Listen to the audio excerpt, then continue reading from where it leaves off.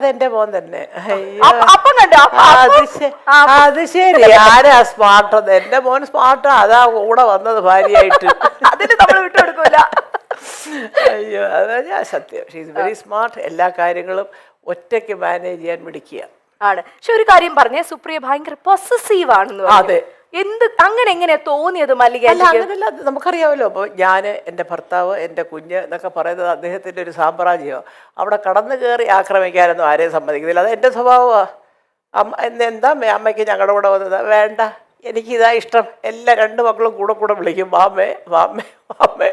ഞാൻ പറയടാ, രാവിലെയൊക്കെ രാത്രിയിലൊക്കെ നിങ്ങൾ ബർഗറും കുന്തവും കുടച്ചൊക്കെ വാങ്ങിച്ച് തിന്നുമ്പോൾ 2 ദോശ ഇട്ട് തരുമോ അത് ഞാൻ ചോദിക്കാൻ നിൽക്കണ്ടേ? വേണ്ട, ഞാൻ എൻ്റെ ജോലിക്കാരും ഒക്കെ ആയിട്ട് എല്ലാവരും എനിക്കും ഉണ്ട് അതിൻ്റെ സെറ്റപ്പുകളൊക്കെ. അതാണ് സന്തോഷം. നിങ്ങൾക്ക് എപ്പോൾ അമ്മ ഉണ്ടാക്കുന്ന ആഹാരമാണോ അപ്പോൾ ഇങ്ങോട്ട് പോര്. ഒരിക്കലും ചെന്ന് നിൽക്കില്ലേ മല്ലികാന്റി അവരുടെ അടുത്ത്? ഇതുവരെ പോയി അങ്ങനെ നിന്നിട്ടില്ല. പക്ഷെ കാലത്തോട്ട് വൈകിട്ട് വരെ ഇരിക്കും, സിനിമയൊക്കെ കാണും. തിരിച്ചു രാത്രി നേരം വെളുത്ത് എഴുന്നേൽക്കുമ്പോൾ നമുക്ക് നമ്മുടെ വീട് തന്നെ സ്വർഗം. അടിപൊളി അടിപൊളി. അപ്പൊ നെക്സ്റ്റ് പിക്ചർ നമുക്ക് നോക്കാം. 3 പേരായിട്ടുണ്ട്. പൂർണിമ. അയ്യോ, പൂർണിമ ഈ ക്ഷീണിക്കുന്ന മുഴുവനും ഈ ജോലിയാണ് കേട്ടോ.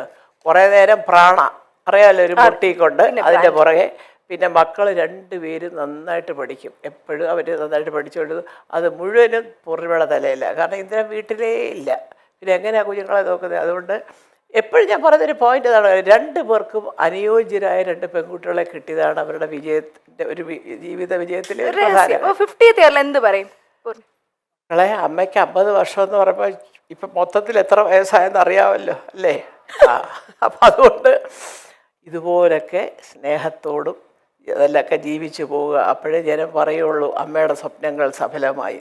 ഓക്കെ, എന്നാൽ ഒരു ചെറിയൊരു ചോദ്യം, വേറൊന്നുമല്ല, നമ്മുടെ ഓഡിയൻസിന്റെ ഇടയിൽ നിന്ന് വന്നതാണ്. ചെറുതായിട്ടെങ്കിലും ഒരു അമ്മായിയമ്മ മരുമകൾ പോരുണ്ടെങ്കിൽ ആ പോരെടുക്കുന്ന ആരുടെടുത്തായിരിക്കും? സുപ്രിയ. എനിക്കത് ഇഷ്ടമേ അല്ല. ഞാൻ എന്നെ കിട്ടത്തില്ല പോരിന്.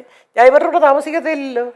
പിന്നെ പോരെടുക്കാൻ പിന്നെ എങ്ങനെ പോരെടുക്കുന്നത്? ഞാൻ നിൽക്കത്തില്ല. ഞാൻ വേറെ അത് പറയാൻ മക്കൾക്ക് വലിയ പരാതിയാ കൂടെ ചിന്തിക്കാതെ. അതല്ല, അതുകൊണ്ടാണ് ഈ സ്നേഹം. നമ്മൾ കൂടെ കിടന്ന് വരവേ തീർന്ന കാര്യം അതോടുകൂടി തീർന്നു. അല്ല, എന്നാൽ ഒരു ഇച്ചിരി മല്ലികാന്റിക്ക് ഇവളെ ഒന്ന് സൂക്ഷിക്കുന്നതാണ് നല്ലതെന്ന് തോന്നിയത് ഇവരിൽ ആരെയാണ്? അങ്ങനെ അതങ്ങനെ ചിന്തിച്ചിട്ടില്ല. എനിക്ക് ചിന്തിച്ച് നോക്കാം അടുത്ത ഇന്റർവ്യൂവിൽ വരുമ്പോ. ഇതുവരെ അവരെ കൊണ്ട് എനിക്ക് യാതൊരു ഇതുമില്ല. ഞാനിവിടെ വന്നതെന്ന് പറഞ്ഞാൽ ഉടനെ അവരെയൊക്കെ വിളിക്കുകയും ഭക്ഷണം വരെ ഉണ്ടാക്കി കൊടുക്കുക. അമ്മയ്ക്ക് ഇവിടെ കുറച്ച് ചിക്കൻ ഉണ്ടാക്കി അതിപ്പോൾ അങ്ങോട്ട് ഇതൊക്കെ അതറിയാം. ഞാൻ അവിടെ പോയി കഴിക്കുകയില്ല, അത് 2 പേർക്കും അറിയാം. പിന്നെ എന്തെങ്കിലും വിശേഷം പിറന്നാൾ അങ്ങനെയൊക്കെ ഉണ്ടെങ്കിൽ ഞാൻ രാവിലെ ചെല്ലും. അതാണ് വളരെ ഹാപ്പി ആയിട്ട് ഇങ്ങനെ അതുകൊണ്ടാണ് ഈ ഹാപ്പി ആയിട്ട് പോകുന്നത്. മോളെ സത്യം പറയാൻ പറ്റുന്നറിയോ, ചില അമ്മമാർക്കുണ്ടല്ലോ അവിടെ ചെന്നിരിക്കുമ്പോഴത്തേക്ക് ചിലപ്പോൾ ഒരു പക്ഷേ നമ്മുടെ മോനോട് കുറച്ച് കൂടുതലാണ്. ഞാനിവിടെ ഇരുന്നിട്ട് അവൾക്ക് മൈൻഡില്ല, എൻ്റെ മോനെ വിളിച്ചോട്ടങ്ങ് പോയി എന്നൊക്കെ ചിന്തിക്കുന്നവരോട്ട്.